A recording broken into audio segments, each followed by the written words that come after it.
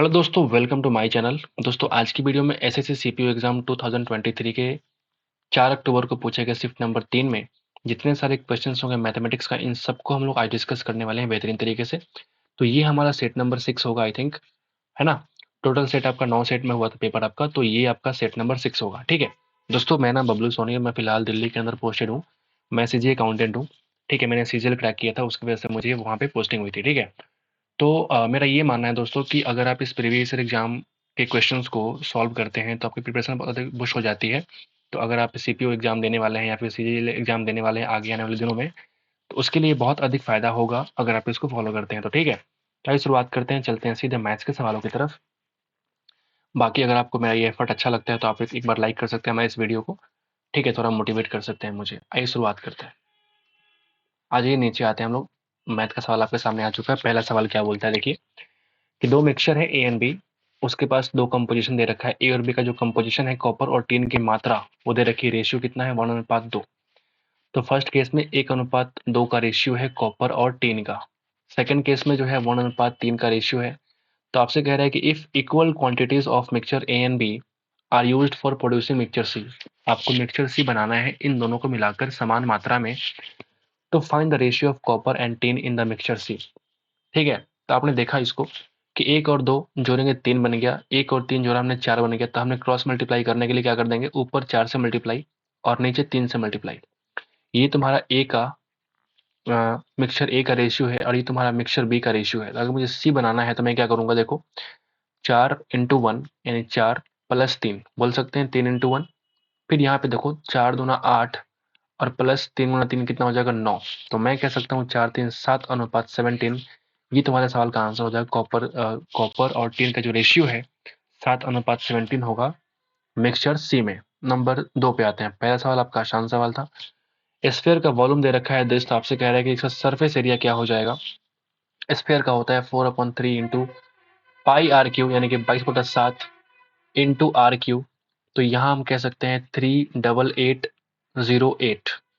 ठीक है मेरे भाई, आओ जरा काटे। 11×2 = 22, ये कट जाएगा। 11×3 = 11×5 = 55, 11×2 = 22, 11×8 = 88। सही है ना। तो अब जरा पूरा पूरा काटते हैं। क्या ये 4×2 = 8 से कट जाएगा। 8×4 = 32, 8×4 = 32, 8×1 = 8। ठीक है, तो आर क्यू की वैल्यू कितनी है, तो आप बोलेंगे ये जाएगा ऊपर 21 और ये तोड़ोगे 21 × 21, यानी कि आर की वैल्यू आ चुकी है 21 सेंटीमीटर। आपको निकालना है सरफेस एरिया, यानी कि 4πr² आपको फाइंड आउट करना है। πr² की वैल्यू 154 होती है कब, जब आर की वैल्यू होती है 7। तो 7 × 3 है तो आर स्क्वायर कितना हो जाएगा, 9 गुना, इंटू कर लो 4। ये तुम्हारा टोटल सरफेस एरिया आपको मिलने वाला है। गुना कर लो, 9×4 = 36, गुना 4 कितना होता है, 144, कैरी 14। 36×5 = 180 और 14 194, कैरी 19। 36 और 19 कितना होता है, 55, 44 सेंटीमीटर स्क्वायर। ये इस सवाल का आंसर है। नंबर 3 पे आते हैं। एरिया ऑफ रोम्बस निकालना है। वन साइड दे रखा है, कितना मेजर है, 17 सेंटीमीटर और डायगोनल है वो कितना है, 16 सेंटीमीटर। तो आपको एरिया निकालना है।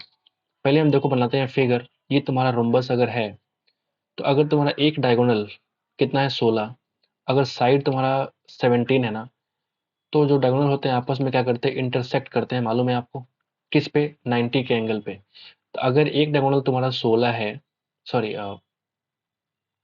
हाँ ठीक है 16 है, तो उसका आधा हिस्सा कितना हो जाएगा, वाला हो जाएगा 8। तो आपको मालूम है कि 8, 15 और 17 क्या हो जाता है, राइट एंगल ट्रायंगल का ट्रिपलेट होता है। तो अगर ये 8 है और ये हाइपोटेनस अगर 17 है तो ये कितना हो जाएगा, 15। अगर ये 15 तो ये वाला कितना हो जाएगा, 15। यानी कि जो D2 वैल्यू है वो कितना हो जाएगा, 30 सेंटीमीटर। और D1 दे रखा है कितना, 16। तो आप अगर निकालेंगे एरिया ऑफ रोम्बस वो कितना होता है, 1/2 इंटू D1 D2। बोलिए क्या मैंने सही बोला। 1/2, D1 की वैल्यू है 16, D2 की वैल्यू कितनी हो जाएगी, 13। काट लो 8 बार में, यानी कि वैल्यू कितनी हो जाएगी, 240 सेंटीमीटर स्क्वायर। ये आपका एरिया ऑफ डायगोनल आपको एरिया ऑफ रोम्बस मिल चुका है। नंबर 4 बोलता है कि by selling 42 metre of cloth, by selling Vijay gain करता है कितना, selling price of 7 metre selling price कपड़े के मूल्य के बराबर फायदा होता है। मतलब मैं कह सकता हूँ, मान लो अगर हमारा एसपी अगर 42 है तो मुझे प्रॉफिट होता है इसी का, मतलब इसी के अनुसार 7 प्रॉफिट होता है। मतलब मैं कह सकता हूँ सीपी कितना रहा होगा, 35। बोलिए। तो अगर मुझे प्रॉफिट गेन करना है तो मैं कह सकता हूँ इन दोनों का रेशियो निकालो, यानी 5:6 का रेशियो। कितने का प्रॉफिट, आप बोलेंगे एक का प्रॉफिट आउट ऑफ 5, यानी कि 20%। सही है ना। आसान सवाल। नंबर 5 पे आते हैं। रमेश ने 15% का डिस्काउंट दिया, additional discount along with discount of 25% on the mark price of sofa set. अगर सोफा सेट की सेलिंग प्राइस कितनी है? 12,750 रुपये। तो आपको निकालना है मार्क प्राइस। बहुत ही आसान सवाल। अगर ये 25% डिस्काउंट दिया मतलब ये 75% की वैल्यू है, तो 3, तो मुझे निकालना है 4। ठीक है। फिर याद आया कि नहीं, एक और डिस्काउंट दिया है एडिशनल, जो कि 15% का है, तो ये वैल्यू 85 का है, मुझे निकालना है 100। तो अब मैं कह सकता हूँ कि जो वैल्यू आने वाला है वो कितना होगा? वो एमपी होगा, यानी कि मार्क प्राइस होगा। क्या मैंने सही बोला? बिल्कुल ठीक। 17 × 5 = 85, 119, 17 × 5 = 85 और 0, 5×3 = 15 कट जाएगा 5 बार में, यानी कि 5×4 = 20 पे 000 क्या हो जाएगा? तुम्हारा मार्क प्राइस हो जाएगा। 20,000 रुपए इसका मार्क प्राइस है। नंबर 6 पे आते हैं। दो पाइप है ए और बी। दो पाइप मेरे भाई ए और बी है, जो 12 घंटे में और 16 घंटे में फिल कर सकते हैं, मतलब भरने वाले पाइप है। तो मान लिया ए और बी दोनों क्या है? भरने वाले पाइप्स हैं। ठीक है। 12 घंटे में और 16 घंटे में भर सकते हैं। The pipes are opened simultaneously and it is found that due to leakage at the bottom it takes 90 minutes more to fill the cistern। बिल्कुल ठीक। how much time will the leakage take to empty the completely filled tank? अगर पूरा भरा हुआ tank होगा तो कितने देर में वो लीकेज उस पानी को निकाल सकता है? तो पहले बात हम क्या करेंगे, इन दोनों का निकालेंगे एलसीएम, जो कि 48 होता है मेरे भाई। सी जो है वो निकालने वाली पाइप है। सी जो है वो निकालने वाली पाइप है। तो अगर मैं कार्यक्षमता की बात करूं, कितना इफिशिएंसी से भरेंगे, तो 12×4 = 48, 16×3 = 48। तो अगर एक्चुअल में अगर ये लीकेज नहीं होता तो मैं बोलता कि 4 + 3 7 से डिवाइड करेंगे, इतना हमको घंटा लगता, बताओ। लेकिन ये कह रहा है कि इतना घंटा नहीं लग रहा है, लीकेज की वजह से मुझे 1.5 घंटे और 3/2 घंटा में जोड़ना पड़ेगा। तो जरा जोड़ो जरा। और 96 + 21 117/14 घंटा, इतना घंटा एक्चुअल में लग रहा है। तो अब मैं कह सकता हूँ कि जो घंटा लग रहा है ये तुम्हारा A+B+C का लिया हुआ टाइम है 117/14 घंटा। बोलिए, अगर मैं इसकी एफिशिएंसी निकालूं तीनों का, तो कितना हो जाएगा बताइए? तो जो वर्क डन है 48 में अगर हम डिवाइड करते हैं कितने से? 117 × 14, तो मेरा काम हो जाएगा 16×3 = 48 और ये बन जाएगा 39। बहुत ही लेंदी सवाल है, गंदा सवाल है, अब देख लो। तो गुना करो, 16×4 = 64, कैरी 6, 16×6 = 22, 224/39। ये तुम्हारा क्या हो जाएगा? कार्यक्षमता हो जाएगा। इन तीनों का जो कार्यक्षमता एफिशिएंसी है वो कितना हो जाएगा? 224/39। ये तुम्हारा कार्यक्षमता हो जाएगा। तो अगर इन दोनों की कार्यक्षमता 4 और 3 है, तीनों का सम इतना है, तो मैं सी के निकालने की कोशिश करता हूँ। तो कैसे निकालेंगे सी का? तो तीनों में से माइनस कर दो। तीनों में से माइनस कर दो कितना? तो इन दोनों A+B का आप माइनस कर दो।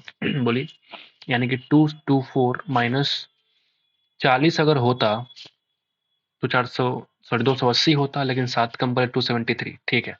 बाई 39 यानी कितना आ जाएगा बताओ? माइनस करो, 74, 73। ठीक है, -49/39।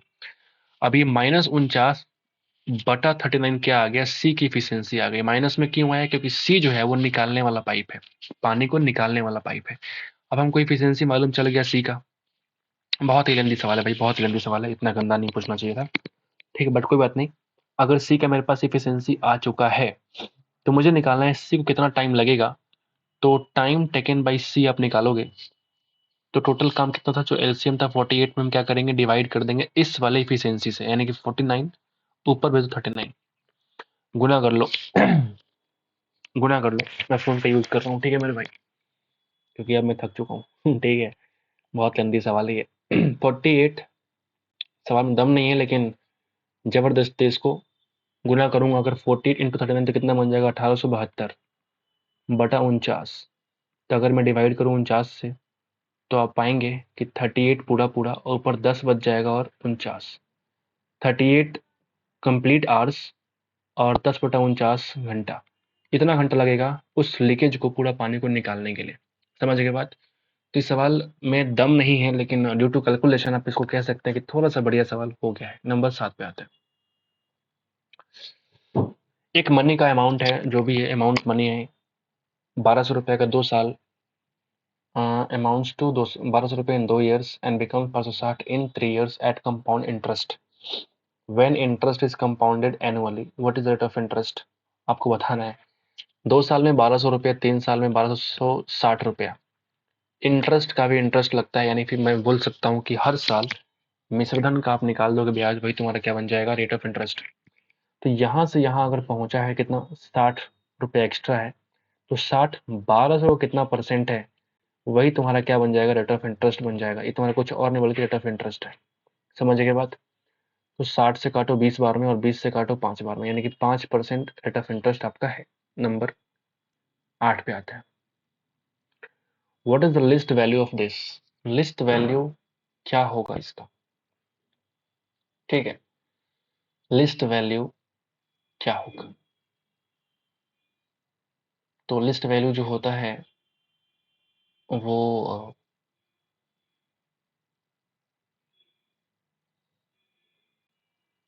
ये जो, अगर ये कॉस स्क्वायर की होती वैल्यू, तो अगर ये कॉस स्क्वायर होता फिर तो ठीक था, फिर तो वो होता ना ए इसका प्लस बी स्क्वायर का अंडर रूट करते हैं, प्लस माइनस वाले केस में मिनिमम और मैक्सिमम निकाल देते हैं। लेकिन अगर साइन प्लस कॉसेक है तो इसका फॉर्मूला आपको याद रखना पड़ेगा। इसका फॉर्मूला कितना होता है, मैं खुद ही भूल जाता हूँ कभी कभी, ठीक है। तो और भी तरीके हैं, जैसे अगर मैं कॉसेक को कन्वर्ट करूँ किसमें अगर मैं कॉसेक को कन्वर्ट करूंगा साइन में, कन्वर्ट हो पाएगा क्या, मुझे बताइए। लिस्ट वैल्यू अगर मैं बात करूं, लिस्ट वैल्यू कि साइन स्क्वायर का लिस्ट वैल्यू कितना हो जाएगा, क्योंकि थीटा दोनों जगह अगर सेम है तो साइन स्क्वायर की वैल्यू हो जाएगी 0 मिनिमम, क्योंकि माइनस में अगर होगा तो स्क्वायर करने पॉजिटिव बन जाएगा, तो इसका मिनिमम वैल्यू हो सकता है 0। बोलिए। ओके, लेकिन अगर थीटा यहाँ भी है तो उस वाले केस में मुझे क्या करना पड़ेगा, उस वाले केस में आपको इसका फॉर्मूला यूज करना पड़ेगा, ठीक है। 1 मिनट होल्ड कीजिएगा।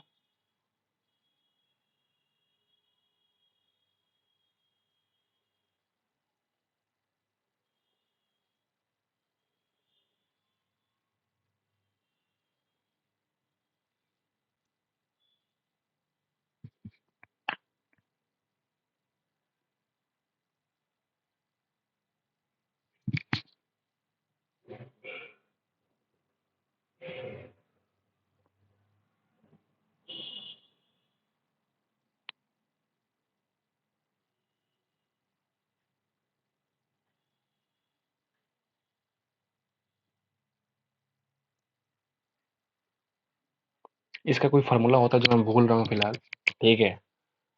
तो इसका कुछ फार्मूला होता है, वो फार्मूला में फिलहाल मेरे दिमाग में आ नहीं रहा है ठीक है ना, इसलिए मैं सोच रहा था उस समय से।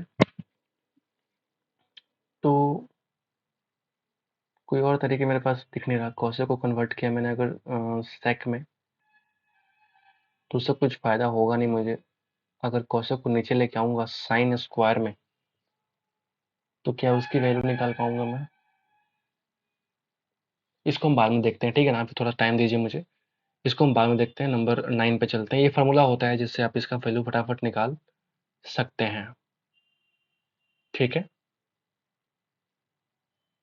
आगे चलते हैं, इसको हम बाद में करते हैं एक बार, ठीक है, टाइम वेस्ट नहीं करते। नंबर 9 पे आते हैं। देखो, what is the percentage growth in total units purchased from 15 से 20। 15 से 20 तक जाने में अगर आप देखोगे कितना परसेंटेज ग्रोथ हुआ है, ठीक है, ऑफ ऑल द 3 प्रोडक्ट्स, ठीक है। 15 से 20 तक जाने में, ठीक है, फ्रॉम 15 टू 20 जाने में कितना ग्रोथ आपका हुआ है, अगर सबकी बात की जाए तो, ठीक है। ओके, तो 15 वाले केस में अगर देखेंगे तीनों का सम कितना हो जाएगा, तो 650 450 कितना हो जाएगा, 1100 और 10, यानी कि 2108। और इस वाले केस में कितना हो जाएगा, 8 5 1300 और 2600, 30 30 60, 2661। तो आप देखेंगे कितना का इसमें गैप हो रखा है, कितना इसमें इंक्रीमेंट हुआ है। तो 108, यानी कि अगर 608 होता तो 500, 8 कम किया 53, यानी कि 553। 553 का इसमें इंक्रीमेंट हुआ है। बेस वैल्यू क्या है, तो आप बोले 2108, इनटू कर लो 100%।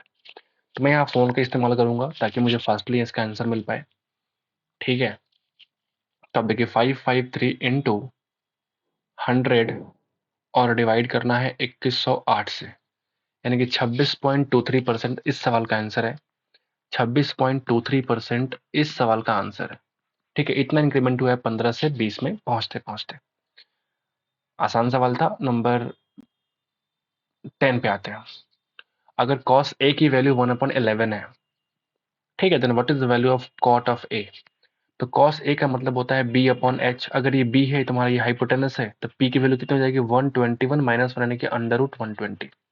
√120। cot a का मतलब क्या होता है? तो आप बोलेंगे b/p। b का वैल्यू तो तुम्हारे पास 1 है और p की वैल्यू √120। 120 को अगर हम तोड़ेंगे तो कितना बन जाएगा? 4 इंटू 30। 4 को निकाल लो बाहर, बन जाएगा 2 बाहर और 30 अंदर। 1/2√30 इस सवाल का आंसर हो जाएगा। यानी cot a की वैल्यू कितनी हो जाएगी? तो आप बोलेंगे 1/2√30। सही है। 11 पे आते हैं। What was the average production of milk per year over the period of 4 years? Average production of milk आपको निकालना है। ठीक है, यहाँ मिल्क प्रोडक्शन दे रखा है ऊपर की तरफ। Brand PQR। The following paragraph सोच करता है मिल्क के प्रोडक्शन को in million tons details for 4 years for 3 brands PQR। तो आपसे कह रहा है कि what is the average production of milk in million turns per year over the period of 4 साल। ठीक है, तो यहाँ देखो 5 चौक 5 4 9 और 3 12 120। यहाँ पे इस केस में 120 प्रोडक्शन हुआ। इस केस में 50 25 75। इस केस में 50 40 90 और इस केस में 45 30 75। तो अगर मैं सबको जोड़ूंगा तो कितना हो जाएगा? 150 और 120 यानी कि 270 और 90 यानी कि 360। 360 को हमने 4 साल से कर दिया डिवीजन, यानी कि एवरेज कितना हो गया? हर साल 90 लीटर हो, टन हो, वटेवर टन्स में है ना, इतना क्या होता है? प्रोडक्शन होता है हर साल। तीनों अगर कंपनी को मिलाया जाए, तीनों ब्रांड को मिलाया जाए PQR, तो हर साल 90 टन का इस्तेमाल होता है, प्रोडक्शन होता है। आगे बढ़ते हैं और नंबर 12 पे आते हैं। cosec a plus cot a की वैल्यू अगर कितनी है? 3, तो आपको निकालना है find the value of cos of a। तो आप मुझे बताओ, आपने एक फॉर्मूला पढ़ा होगा क्या? cosec square a minus cot square a is equal to 1। तो a square minus B square, यानी अगर तुम्हारा a प्लस बी की वैल्यू दे रखी है तो मैं कह सकता हूँ कि a माइनस बी की वैल्यू कितनी हो जाएगी? cosec a minus cot a की वैल्यू कितनी हो जाएगी? इस 3 का अपोजिट यानी कि 1/3 हो जाएगा। बोलिए सही है ना? क्योंकि दोनों का मल्टीप्लीकेशन मुझे 1 चाहिए। दोनों का मल्टीप्लीकेशन तो 1 चाहिए। अब यहाँ से मुझे निकालना है cos ऑफ a की वैल्यू। तो मैं एक काम करता हूँ, पहले cosec a निकाल लेता हूँ। तो cosec a कितना हो जाएगा? तो 3 प्लस 1/3/2। तो 3 3 9 10/3 यानी कि 10/6। 3 3 9 10/3 यानी कि 10/6 यानी कि 5/3। cosec a बोलते हैं भैया h/p। h/p यानी कि b की वैल्यू कितनी हो जाएगी? 4। आपको निकालना है cos ऑफ a जो कि b/h होता है। b की वैल्यू कितनी है? 4। h की वैल्यू 5 यानी कि 4/5 इस सवाल का आंसर हो जाएगा। समझ गए बात को? आसान था। नंबर 13 पे आते हैं। 30 इक्वल एफिशिएंट वर्कर्स जो है वो पेंट कर सकते हैं 25 आइडेंटिकल वॉल्स को in 48 days. 36 equally efficient workers can paint 25 identical walls in 48 days. ठीक है, हाउ मेनी डेज लगेंगे 45 वर्कर्स को पेंट करने में? 60 वॉल्स को। 36 वर्कर हैं, 25 वॉल को करना है, तो ये लगाते हैं 48 डेज। आपसे कह रहा है कि 45 सच वर्कर 60 वॉल करने में कितना डेज लगाएंगे? नंबर ऑफ डेज आपको फाइंड आउट करना है। बोलिए, क्या मैंने सही किया है? बिल्कुल ठीक। 9 चौका 36, 9 पचे 45, 15 गुना 12 60। ठीक है, 15 12 60। अगर आपको डी की वैल्यू निकालनी है तो पूरा पूरा कटता नहीं है। अच्छा, पॉइंट में आंसर है, कोई बात नहीं। ये नंबर ऑफ डेज पॉइंट में आ रहे हैं, क्या बात है भाई। ठीक है, तो 12 चौका 48 गुना 48। तो 48 का स्क्वायर करो, 2 का स्क्वायर 0 4 यानी कि 23 0 4 बटा कर लो 25। बटा कर लो 25। अगर आप इसको शॉर्टकट करना चाहते हैं, डिवाइड नहीं करना चाहते, हम क्या कर सकते हैं, 25 को 4 से मल्टीप्लाई करो ताकि नीचे 100 बन जाए, और नीचे किया तो ऊपर भी करना पड़ेगा, तब 92 16 हो गया। अब डिवाइड करना थोड़ी को आसान बन जाएगा। कैसे? 2 जीरो आप कम कर दो, यानी कि 92.16 डेज, इतना डेज लगेगा काम को खत्म होने में। आगे बढ़े, 14 पे आते हैं। Which of the following numbers leaves the remainder equal to the highest common factor of 6, 8 and 9 when divided by 6, 8 and 9? क्या कह रहा है? Which of the following numbers leaves the remainder equal to the highest common factor? HCF के बराबर उसका reminder बचेगा, 6, 8, 9 के HCF बराबर बचेगा जब डिवाइड करेंगे इसी से। तो इसका HCF क्या हो जाएगा? 6, 8 और 9 में आप देखेंगे हाईएस्ट कॉमन फैक्टर तो 1 बचेगा, हाईएस्ट कॉमन फैक्टर तो 1 बचेगा। इसमें कोई कॉमन फैक्टर है क्या? नहीं है। तो ये कौन सा नंबर होगा, आप नंबर को डिवाइड करके चेक कर लो, या फिर इन तीनों का आप एलसीएम निकाल दो। तो अगर मैं देखूंगा 6 और 9 का तो बन जाएगा 18, 18 8 का मैं चेक करूंगा तो यहाँ देखो 2 कॉमन, 2 इंटू 9 है, और 2 अनुपात 2 इंटू 4 है, 2 कॉमन, 36 दूना 72, 36 दूना 72। तो या तो इस 72 का मल्टीपल चेक करो, अगर मैं 6 से गुना करूंगा तो 7 छक 42, 6 दूना 12 यानी कि 432, ये आ सकता है नजदीकी। तो अगर मैं इसमें +1 जोड़ दूंगा ना मेरे भाई, तो बन जाएगा 433। अब ये नंबर एक ऐसा नंबर है जिस नंबर में अगर हम 6 से या फिर 8 से या फिर 9 से डिवाइड करूंगा तो रिमाइंडर क्या बचेगा? 1। बाकी आप गुणा करके देखो इस एलसीएम को, बाकी ऑप्शंस के करीब लाके देखोगे तो वो कभी नहीं बनेगा, वो कभी +1 में नहीं केस में आएगा, बाकी सारा ऑप्शन थोड़ा दूर दूर जाएगा। समझ रहे हो बात को? तो option number 4 is the required answer. ठीक है भाई। 15 पे आते हैं। Simplify the given expression. इस एक्सप्रेशन का आप बताओ क्या हो जाएगा, सिंप्लीफाई करिए। तो एक तरीका ये है कि आप इसको सिंप्लीफाई करिए, अलग तरीका ये भी है कि आप x की वैल्यू को पलट दीजिए, जो मन करे आपके हिसाब से x की वैल्यू को पलट दीजिए। मैं वही करने वाला हूँ। अब देखो मैं क्या करूंगा, x का वैल्यू मान लिया हमने 0 है, तो 1 का क्यूब 1 प्लस 1 का क्यूब 1, 1 प्लस 1 2, और माइनस कितना हो जाएगा 8, यानी कि आंसर कितना चाहिए हमको? -6। x की वैल्यू 0 तो हो जाएगा 6, x की वैल्यू 0 तो बन जाएगा -3, x की वैल्यू 0 तो बन जाएगा -6, x की वैल्यू 0 तो बन जाएगा 3। आंसर कौन सा होगा? Option number 3। नंबर 16 पे आते हैं। आपको निकालना है वैल्यू ऑफ एक्स क्या होगा, वैल्यू ऑफ एक्स क्या होगा। तो आप देखो जरा, अगर ये भाग में है तो 5/2, 5 ऊपर 2 नीचे, तो 5 से 5 कट जाएगा, 2 आगे नीचे, ये कट जाएगा। बोलिए, यानी कि मैं कह सकता हूँ कि x/6 इज इक्वल टू, ये भाग है तो 6 ऊपर, बोलिए 3 दूना 6, 2 दूना 4, और 4 एक 5/4, 5/4 इंटू 4, 4 4 खत्म, x की वैल्यू कितनी आ गई? 6×5 = 30। क्या मिस्टेक कर दिया हमने? हाँ, मिस्टेक ये हो गई कि यहाँ पे देखो 1 छुपा हुआ है, 1 इंटीजर छुपा हुआ है जो हमने देखा नहीं था। तो यहाँ पे x, एक मिनट होल्ड कीजिए, यहाँ पे जो x अनुपात 6 लिखा था हमने वो कितना हो जाएगा? तो 3 एक 4/3, 4/3, और इंटू x/2 कितना है ना। अब ठीक है, अब देखो 4 से 4 कट जाएगा, तो हमने बोला 2 से काटो 2 बार में। ठीक है, यानी कि x की वैल्यू आ चुकी है 5 थी, 15/2, यानी कि 7.5 इस सवाल का आंसर हो जाएगा। आसान सवाल था, मुश्किल कुछ खास इसमें है नहीं। 17 में आते हैं। The average weight of 49 students is 53 kg। Average weight जो है 49 स्टूडेंट्स का वो तुम्हारा 53 kg है। When a new student is admitted to the class, the average decreases by 500 gram, आधा किलो से कम हो जाता है। ठीक है, find the weight of new student. समझ रहे हो बात? पूरे में आधा किलो से वो वेट को कम कर देता है, मतलब वो कितना वेट है, वो कम वेट लेके आया है, बताइए। पहले 49 था, एक नया जुड़ गया, मतलब 50, पूरे 50 लोग के लिए आधा आधा किलो कम लेके आया है। तो 53 kg के एवरेज में वो कितना घटा देगा, आप मुझे बताओ। 25 kg कम कर देगा, यानी वो एक्चुअल में कितना kg का है? वो 28 kg का है। डेविएशन से आप फास्टली कर पाएंगे। आगे बढ़े।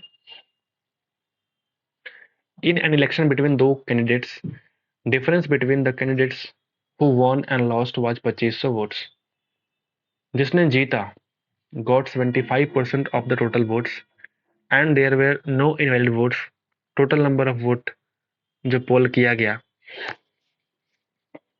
लूजिंग कैंडिडेट जो इंसान लूज किया है उसको कितना मिला है आपको बताना है।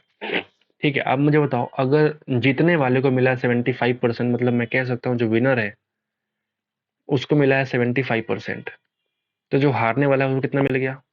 25%। बोलिए। आपने बोला कि इन दोनों के जीतने और हारने के बीच का जो डिफरेंस है वो कितना है? 2500 वोट का डिफरेंस बिटवीन। समझ गए? मतलब मैं बोल सकता हूँ कि 50% वोट की वैल्यू कितनी है? 2500 वोट। सवाल पूछ रहा है कि हारने वाले को कितना मिला? हारने वाले को 25 मिला है, मतलब इसका आधा। तो 2500 का आधा कितना हो जाएगा? 1250 वोट मिला है किसको? हारने वाले। 19 पे आते हैं। इलेक्शन होता है फिर से। 30% vote of the electorate did not cast their votes. ठीक है, 30% लोगों ने वोट नहीं दिया। 20% of the votes polled were found invalid. जितने लोगों ने वोट दिया उसमें से 20% वोट को अमान्य घोषित कर दिया गया। The winning candidate got 64% of the valid votes. The winning candidate got 64% of the valid votes and won by majority of 3136 votes. Find number of votes enrolled in the voter list. इस सवाल थोड़ा बढ़िया है, इसके पहले घटिया था, ये बढ़िया सवाल है। टोटल वोट अगर 100% हुआ तो 30% लोगों ने वोट नहीं दिया, तो बच गया 70 में 20% हो गया इनवैलिड, तो 7 दूना 14 कम कर देंगे, यानी कि 56% टोटल का ये तुम्हारा क्या हो जाएगा? वैलिड। समझ गए बात? बोलिए, बोलिए मेरे भाई। विनिंग कैंडिडेट को मिला है 64% इस वाले वैल्यू का, यानी कि हारने वाले को मिला है 36%। ये जीता कितने से? तो आप बोलेंगे 3136, तो इन दोनों का डिफरेंस कितना हो जाएगा बताइए? 36, 14 दूना 28, यानी मैं कह सकता हूँ कि 3136 वोट जो होगा वो 28% वोट के बराबर है। ये 28% वोट के बराबर है, इंटू अगर मैं 100 किया तो ये वोट क्या मिलेगा? वैलिड वोट मिल जाएगा। फिर मुझे याद आया कि अच्छा, जो मान्य वोट था वो सिर्फ 56% था, मुझे निकालना है 100%, मतलब कि जितने सारे वोटर्स इनरोल्ड थे मुझे सबकी संख्या निकालना है। तो मुझे ये वाला क्या हो जाएगा? Total voters enrolled. ये क्या है? Total voters enrolled. आओ जरा गुना भाग करें, इसका आंसर निकालें। तो आओ जरा आंसर निकालें। 14 दूना 28 कटना चाहिए मेरे हिसाब से। दूना 28, हाँ, नहीं, ना, ये पूरा पूरा कट जाएगा आपके 4 से और ये कट जाएगा 2 से। कितना हो जाएगा बताइए? 2 पे 4 जीरो, यानी कि 20,000 लोगों ने, टोटल लोगों ने इनरोल किया था इस वोटर लिस्ट में। समझ गए? तुम्हारे सवाल का आंसर क्या हो जाएगा? 20,000। मीन प्रोपोर्शन निकालना है, मतलब गुना कर लो, इसका रूट लगा लो। यहाँ से एक्स की क्यों, मैंने कि एक्स स्क्वायर बाहर आ गया और वाई स्क्वायर भी क्या आ गया? बाहर आ गया। लिस्ट कॉमन मल्टीपल, एलसीएम निकालना है। एलसीएम तुम खुद से निकाल लो। 12 18 कैसे हो जाएगा? तो इन दोनों में 6 कॉमन है तो 6 निकाल लो, 2 और 3 6, तो 6 छक 36। इन दोनों के लिए मैं कह सकता हूँ 36। अब देखो इन दोनों की बात करो तो 9 गुना 4 और ये 9 गुना 3, 9 कॉमन, 4 3 12, तो 12 में 108 क्या हो जाएगा? इसका एलसीएम हो जाएगा। आगे बढ़े। Jimmy has to cover distance of 88 kilometer in 16 hours. If she cover half of journey in इतना time, then what should be the speed to cover the remaining distance in the left time? 3/4 time, मतलब 16 घंटे में से 75% time बीत चुका है। अब तुम्हारे पास सिर्फ 4 घंटे बचे हैं और वो आधा जर्नी कंप्लीट कर पाया, मतलब उसके पास 44 किलोमीटर और जाना है। इतना जाना है, टाइम इतना है, मतलब किस स्पीड से जाएगा? 11 किलोमीटर पर आवर। घटिया सवाल। स्मॉलेस्ट परफेक्ट स्क्वायर नंबर क्या होगा जो कंप्लीटली डिविजिबल होगा 4 6 9 और 12 से और 15 से? समझ गए? तो पहले मेरा काम है एलसीएम निकालना, फिर मैं उसको कंप्लीट परफेक्ट स्क्वायर में कन्वर्ट करूंगा। समझ गए? तो अगर मैं 4 6 और 12 की बात करूं तो 12 होगा। समझ गए? मैं ऐसे ही करता हूं। फिर आप देखो 9 और 12 की बात करूंगा तो 3 गुना 3 और ये बन जाएगा 3 गुना 4। बोलिए। 3 कॉमन, 4 3 12 यानी कि 36। क्या मैंने सही बोला? अगर मैं 15 और 36 की बात करूं तो 3 पचे 15 और 3 गुना 12, बोलिए 3 कॉमन 12 पचे 60, यानी कि मैं कह सकता हूं 180 क्या हो जाएगा, इन सब का एलसीएम हो जाएगा। अगर मैं एलसीएम लेता हूं 180, तो क्या ये 180 एक परफेक्ट स्क्वायर नंबर है? तो आप बोलेंगे नहीं। तो परफेक्ट स्क्वायर करना है ताकि इसका एलसीएम चेंज भी ना हो, डिविजिबल भी हो और एक परफेक्ट स्क्वायर भी बन जाए। तो मैं क्या करूंगा, देखो 180 को हम तोड़ेंगे, 2 इंटू 3 इंटू 5। क्या मैंने सही करा? बिल्कुल सही किया। तो आप देखेंगे परफेक्ट स्क्वायर होने के लिए हमको जोड़ी चाहिए होता है। तो यहाँ पे एक जोड़ी मिल गया, यहाँ पे एक जोड़ी मिल गया, 5 एक ही है, मतलब एक और 5 आप थमा दो और गुणा कर दो। यानी अब जो 900 होगा ये एक कंप्लीट परफेक्ट स्क्वायर बन गया। और ये एक ऐसा नंबर है जो 4 6 9 12 और 15 से क्या होगा, डिविजिबल होगा। आसान है। आगे बढ़ते हैं, 24 पे आते हैं। एक व्हीकल जो है वो जा रहा है 1/4 of its usual speed and takes an extra 45 minutes to reach its destination. Its usual time to cover the same distance is what? समझ गए? वो अपने स्पीड से 1/4 जा रहा है तो उसको एक्स्ट्रा 45 मिनट लगते हैं। 1/4 जाने का मतलब ये हुआ कि तुम अपने स्पीड में -3/4 किए हो। बोलो, 1/4 जाने का मतलब हुआ कि तुम अपने स्पीड में -1/3, सॉरी -3/4 किए हो। इतना से स्पीड कम करो तो टाइम कितना बढ़ जाता है बताइए? इतना से स्पीड अगर कम किया तो टाइम कितने से बढ़ जाता है? टाइम बढ़ जाता है। अगर आपको ऐसा दिक्कत हो रही है समझने में, तो मैं क्या करूंगा, देखो मैं मान लेता हूँ कि मान लिया डिस्टेंस हमारा डी है, डिस्टेंस हमारा डी है, वेलोसिटी हमारा मान लो कि 4 भी है। मैं क्यों कह रहा हूँ 4 भी, ताकि ये 1/4 की बात कर रहा है, ठीक है। तो अगर मैं टाइम निकालूं इस केस में टाइम, तो आप बोलेंगे डिस्टेंस अपॉन 4 × v, तुम्हारा टाइम एक्चुअल में, बोलिए। लेकिन अगर ये वेलोसिटी का 1/4 से जाएगा तो डी अपॉन भी होगा। तो इस केस में क्या लगेगा, इस टाइम से 45 मिनट ज्यादा लगेगा, टी प्लस 3/4 घंटा। बोलिए, टी प्लस 3/4 घंटा। तो आपसे कह रहा है कि यूजुअल टाइम क्या होगा to cover the same distance, मतलब आपको इस टी की वैल्यू निकालनी है। बोलिए, तो टी की वैल्यू अगर मुझे निकालनी है तो मैं एक काम करता हूँ, d/v का जो वैल्यू मेरे पास आया है उसको मैं पटक देते हैं। यानी 1/4 तो है ये है, और d/v की वैल्यू कितनी हो जाएगी बताइए, 4t+3 और ये किसके बराबर था? आप बोलेंगे t के बराबर है। बोलिए, आओ जरा सॉल्व कर ले, आओ जरा सॉल्व कर ले। तो 4t+3 is equal to 16 × t, 16 × t। तो अगर मैं घटाऊंगा तो आप बोलेंगे 12t इज इक्वल टू 3। तो t की वैल्यू कितनी आएगी, 3/12, यानी कि 1/4 घंटा। 1/4 घंटा को क्या बोलते हैं, 15 मिनट। क्या सही है? तो आपको जो ठीक लगे आप उस तरह से कर सकते हैं। ठीक है, आगे बढ़ते हैं। जो हम पहले कर रहे थे वो एबी रूल कर रहे थे, जैसे रेमो सर ने बताया था बहुत पहले एक बार कि एबी रूल क्या होता है, मैं उस तरीके से कर रहा था। बाकी ये आपके लिए है फुल प्रोसेस जो भी है। कंचन ने उधार लिया 10,000 रुपये 2 साल के लिए और 5,000 रुपये फॉर 4 साल के लिए at the same rate of simple interest. If the total interest received by Kanchan is 2,000, then what was the rate of interest? ठीक है मेरे भाई, 2 साल के लिए 10,000 रुपया और 4 साल के लिए 5,000 रुपया। सिंपल इंटरेस्ट का रेट पे टोटल रेट कितना हो गया था? आप बोलेंगे 2,000 रुपये। तो आप देखो जरा, लगा दो वैल्यू, यानी कि 10,000 × 2 × R/100 plus 5,000 × 4 × R/100 is equal to 2,000 रुपया।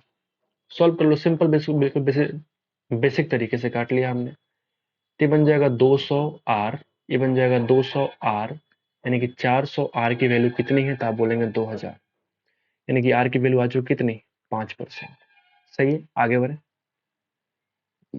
The average weight of A B and C is this, average weight of A B is this. तीनों का सम कितना हो जाएगा, 70 की 21, 70 की 21 यानी कि 231 केजी।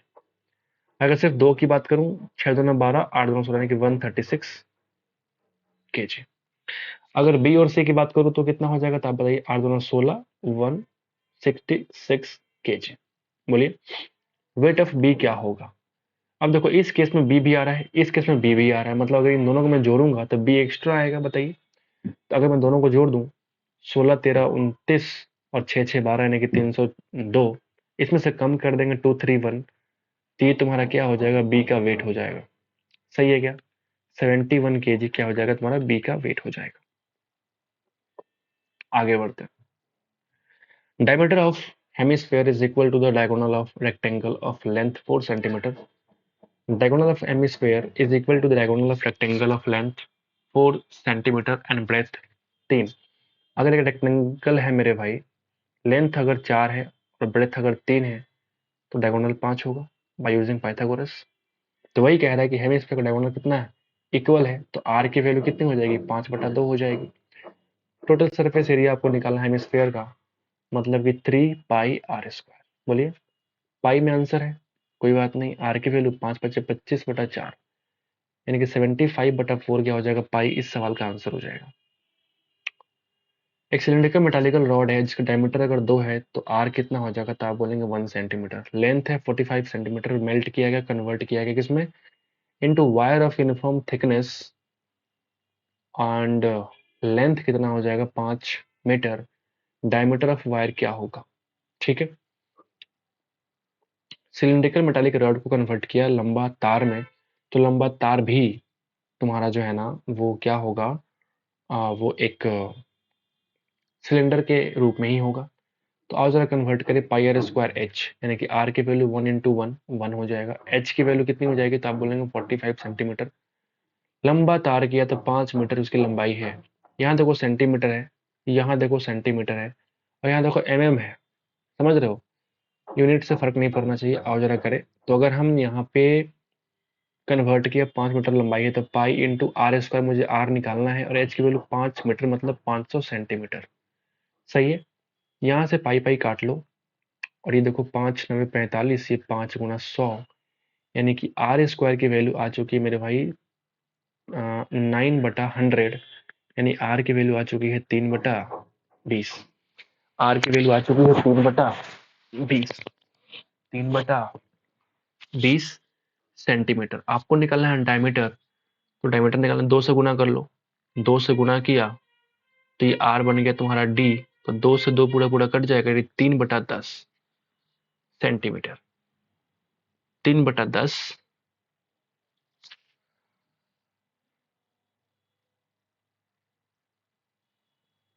क्या मिस्टेक हो गया मेरे से, मैंने 20 क्यों कर रहा हूँ, मेरा दिमाग आज काम नहीं कर रहा यार। ठीक है, यहाँ पे देखो जो r की वैल्यू ऑटोमेटिक आ चुकी है, रूट चढ़ाऊंगा 3/10 तो ऑलरेडी हो चुका है, ठीक है। सेंटीमीटर अगर में कन्वर्ट करेंगे तो क्या हो जाएगा, 10 से गुना कर दिया तो सेंटीमीटर क्या बन जाएगा, 10 10 खत्म हो जाएगा, यानी कि r की वैल्यू हो चुकी है 3 हमको निकालना डायमीटर यानी कि 3×2=6 सही है ना। एक मिनट होल्ड कीजिए जरा, फोन फोन बोल रहा हूँ, चार्ज में लगा लूँ मेरे लैपटॉप को।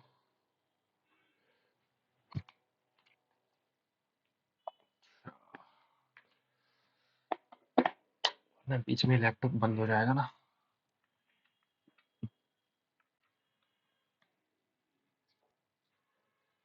ठीक है,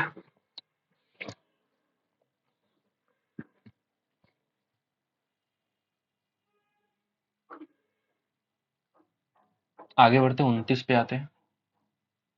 कहते हैं कि base radius and height of right circular cone is increase by 10%, then percentage increase in the volume is what. आप फटाफट देखोगे इसका आंसर मारोगे 33.1%। कैसे, अगर वॉल्यूम की बात करेंगे तो आर स्क्वायर एच और तीनों में क्या होता है, 10% का इंक्रीमेंट होता है, मतलब आर को 2 बार इंक्रीज करो और एच को 1 बार करो इंक्रीज, यानी कि 10% को आपको 3 बार इंक्रीज करना है। आपने कंपाउंड इंटरेस्ट में बहुत बार पढ़ा होगा कि 10% के रेट से 3 साल का ब्याज कितना 33.1% होता है, और यही सवाल क्या हो जाएगा, आंसर हो जाएगा। आगे बढ़े,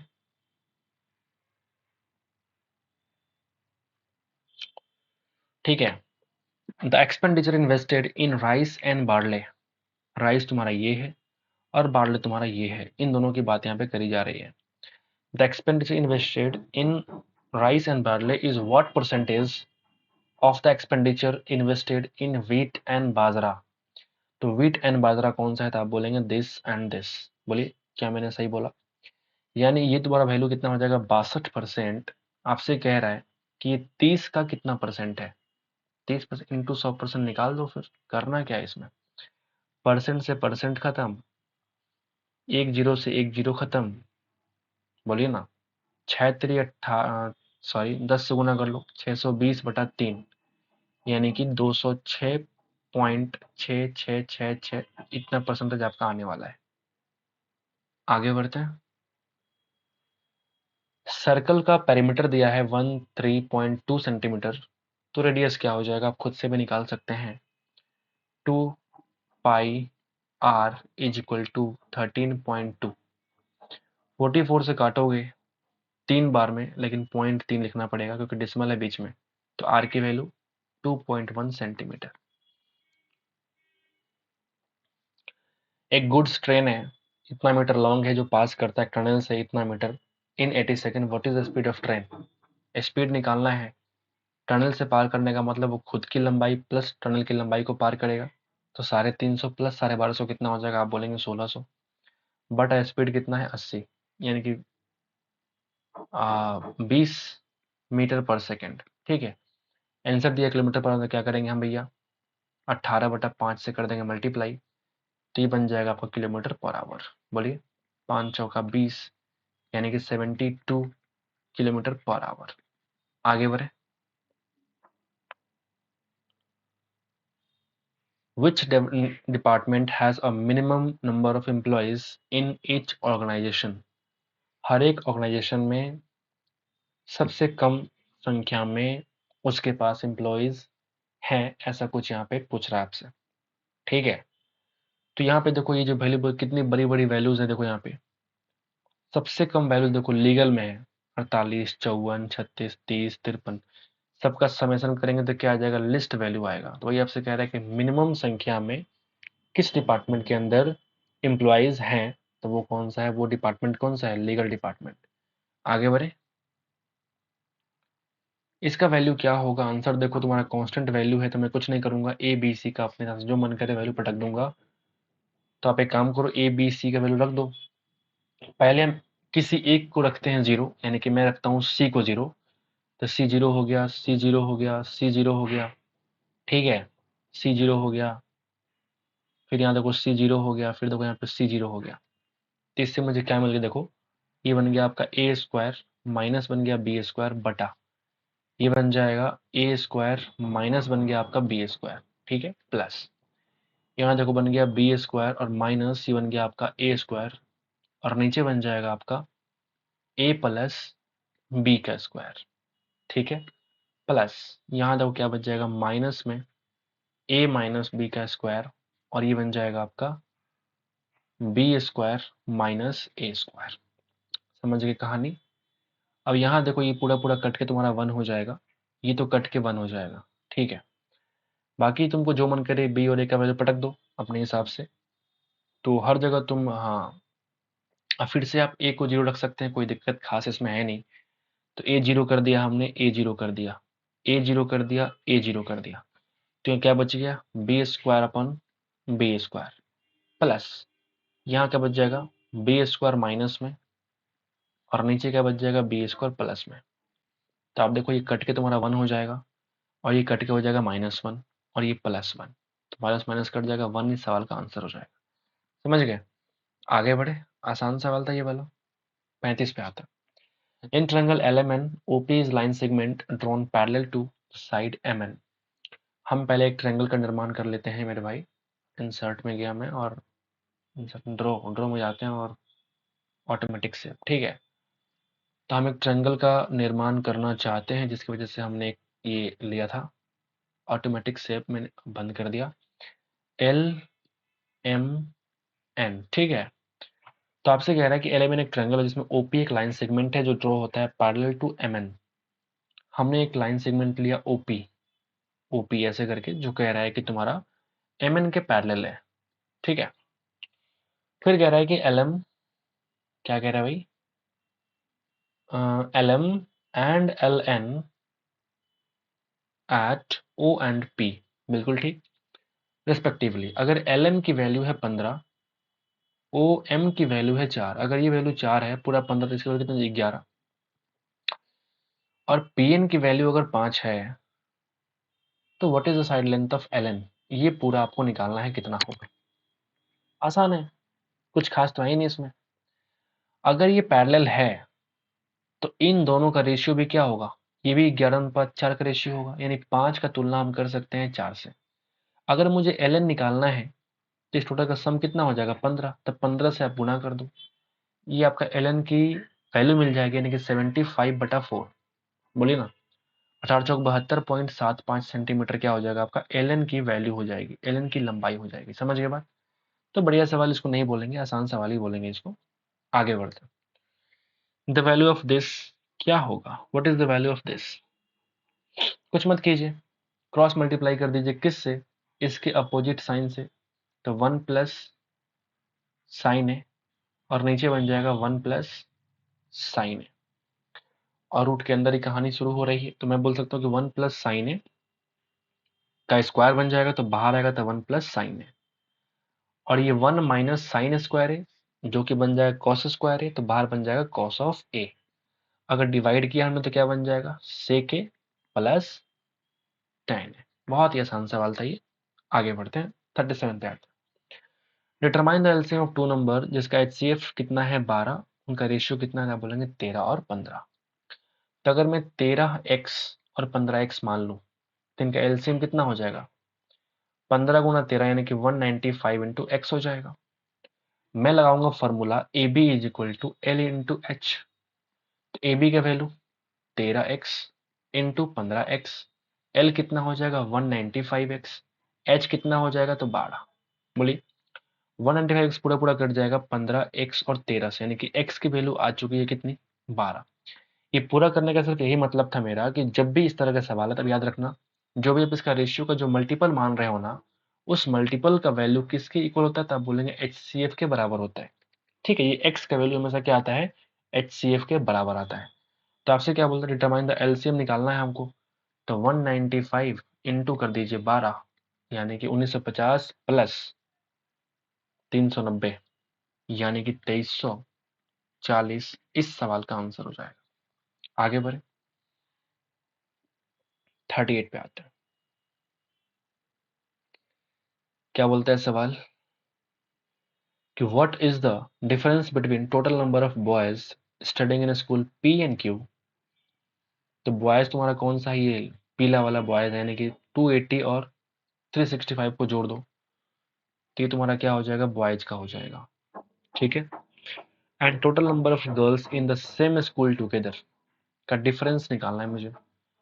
सेम स्कूल देखो, 350 और 260, 350 और 260, आओ जरा अंतर निकालें। तो यहाँ देखिए, अगर मैं इसमें से इसको मैं कम करूंगा तो 20 बनेगा, इसमें से कम करूंगा तो 15 बनेगा, यानी कितना फर्क पड़ेगा, तो आप बोलेंगे 35 का डिफरेंस हो जाएगा। आगे बढ़े, what was the average number of bicycles produced at the factory per year from 98 से 2002। एवरेज नंबर निकालो। 8 6 14 9 23 11 34 और 12 कितना होता है, 4600 बटा 5, 9 पचे 45 यानी कि 920, इस सवाल का आंसर हो जाएगा। इस तरह के सवाल नहीं पूछना चाहिए था एग्जाम हॉल में, बहुत ही आसान होते हैं इस तरह के सवाल। Find the least number which when divided by this leaves remainder 3 in each case. आप क्या करो, इसका एलसीएम निकालो, उसमें 3 जोड़ दो, वही सवाल का आंसर हो जाएगा। तो एलसीएम निकालो, 4 12 का एलसीएम 4 ही होता है।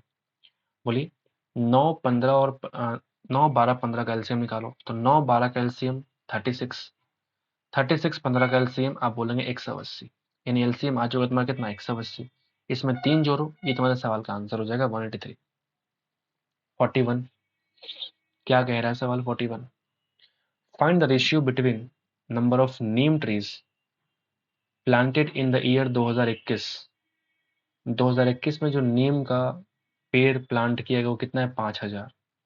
Number of birch trees in the year 2022, आप इसका रेशियो निकालो कितना हो जाएगा 5:9।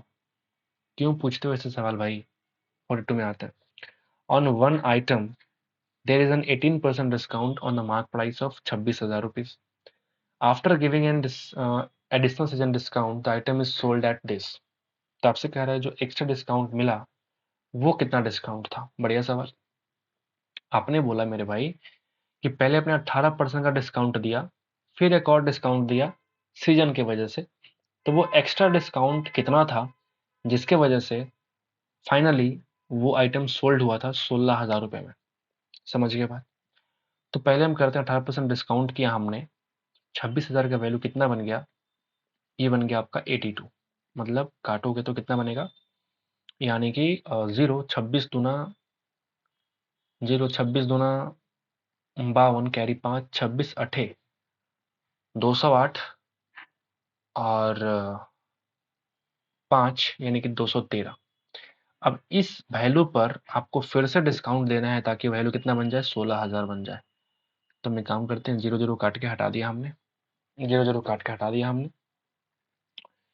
तो अब देखो आपने कितना डिस्काउंट दिया, तो आप बोलेंगे 532 रुपए का डिस्काउंट होता है किस बेस पे, 2132 के बेस पे। इंटू कर लो आप 100%, बोलिए इंटू कर लो आप 100%। तो अगर 4 से काटोगे तो 4 एकम 4, 4 तियां 12, 4 तियां 12, 4 पचे 20, 4 तियां 12, 4 तियां 12। यानी अब नहीं कटेगा तो मैं करूंगा फोन का इस्तेमाल, ठीक है, ताकि फास्टली हो पाए। 133 इंटू 100 और डिवाइड करना है मुझे 533, 24.95।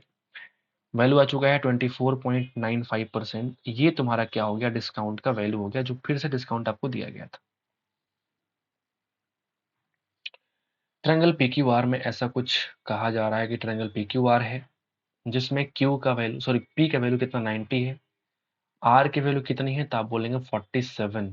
आर की वैल्यू 47। अगर पी एस तुम्हारा परपेंडिकुलर है किस पे, क्यू आर पे, what is the value of Q P S. Q P S ये आपको निकालना है, ये वाला। बताइए कितना हो जाएगा। अगर ये 47 है मेरे भाई तो कितना हो जाएगा 43। अगर ये 43, ये 90, तो ये वैल्यू फिर से कितना हो जाएगा 47। आसान था। आगे बढ़ते हैं। संजय और Rohan can complete a work in 8 days and 12 days। Sanjay और रोहन की बात कर रहा है 8 दिन में और 12 दिन में। Starting with Sanjay, alternate days, कितना डेज लगेगा, तो 36 नहीं बल्कि 24 क्या हो जाएगा, एलसीएम 8 तरीके 24, 12 दूना 24। तो 2 दिन में कितना काम होगा, तो आप बोलेंगे बताइए 5 काम। मुझे पहुंचना यहाँ पे, यानी कि 5 चौका 20 काम, तो 2 चौका 8 दिन। अभी तुम्हारा 4 काम बाकी है। 4 काम करने के लिए पहले फिर संजय आएगा, यानी कि 1 दिन, फिर तुम्हारा 3 काम। अभी 1 काम बाकी है तो ये आधा दिन लगाएगा, कौन, यानी कि 1/2 days और, यानी कि 8 + 1 9 और आधा दिन और, 9.5 दिन में काम तुम्हारा खत्म हो जाएगा। समझ के बाद आगे बढ़ते हैं। 45 पे आते हैं, ठीक है। If the total population of a state R is 26,000, if the total population of a state R is 26,000, तो आर की वैल्यू किधर है, आर तुम्हारा यहाँ पे है। Then what is the number of female above poverty line in state R. तो state R में एबव पॉवर्टी लाइन में फीमेल की संख्या कितनी है। ये जो है बीपीएल का दे रहा है परसेंटेज, 24% बीपीएल है, तो एपीएल कितने हो जाएंगे 76%। 76% यहाँ पे तुमको दे रखा है मेल फीमेल का रेशियो, जो कि 3:3 अगर है तो 1:1 बोल लो, यानी कि 38% महिला 38% पुरुष, यानी आपको निकालना है 26,000 का 38%। बोलिए क्या मैंने सही बोला। 0 0 खत्म, 1 0। 26 अट्ठे 208, कैरी हो गया 20, 26 3 78 और 20 कितना होता है 9880। इतनी फीमेल्स हैं एपीएल में। कहाँ पे, तो आप बोलेंगे स्टेट तुम्हारे आर में, आर फॉर राजस्थान। आगे बढ़िए। एबी इज ए कोड, ठीक है मेरे भाई। आपसे कह रहे हैं मेरे भाई कि एबी इज ए कोड of circle of having radius 1.7 centimetre. एक सर्कल हो गया ठीक है।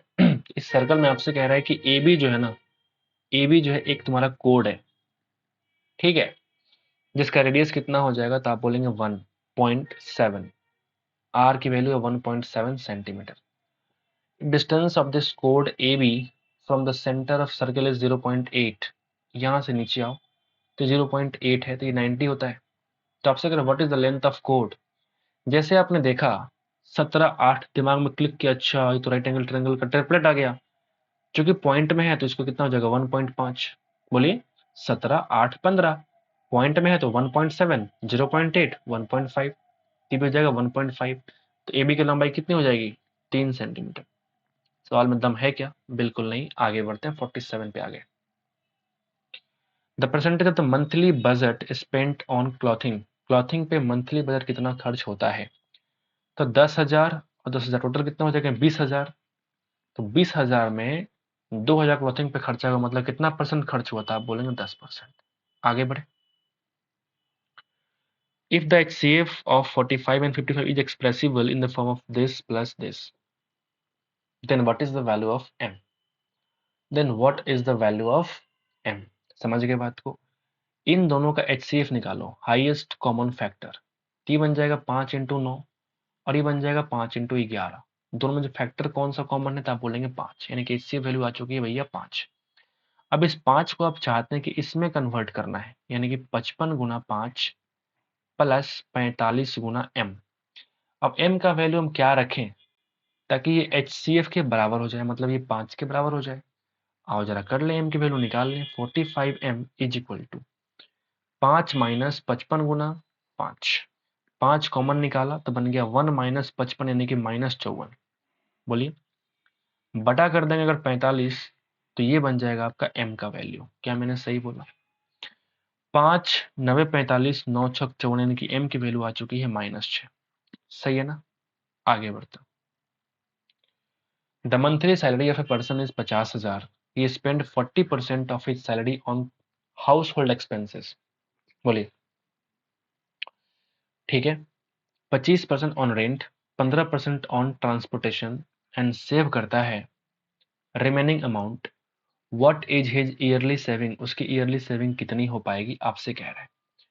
तो 40 और 25 65 और 15 कितना होता है, 80% खर्च किया, 20% बचाया।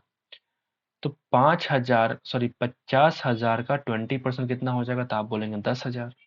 महीना में इतना बचाया तो पूरे साल में 1,20,000। आगे बढ़ेगा। अंतिम सवाल, अंत भला तो सब भला। The cost price of pulses is 12% less than the selling price. मतलब मान लो अगर सेलिंग प्राइस तुम्हारा 100 रुपया है तो कॉस्ट प्राइस से 12% कम यानी कि 88 के बराबर है।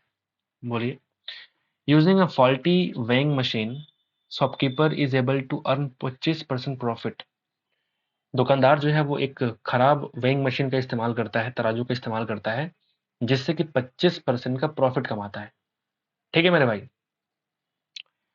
Then how much percent of the faulty machine shows more weight as compared to the actual weight. तो वही कहना चाहता है कितना परसेंट ज्यादा दिखाता है उसका तराजू एक्चुअल से।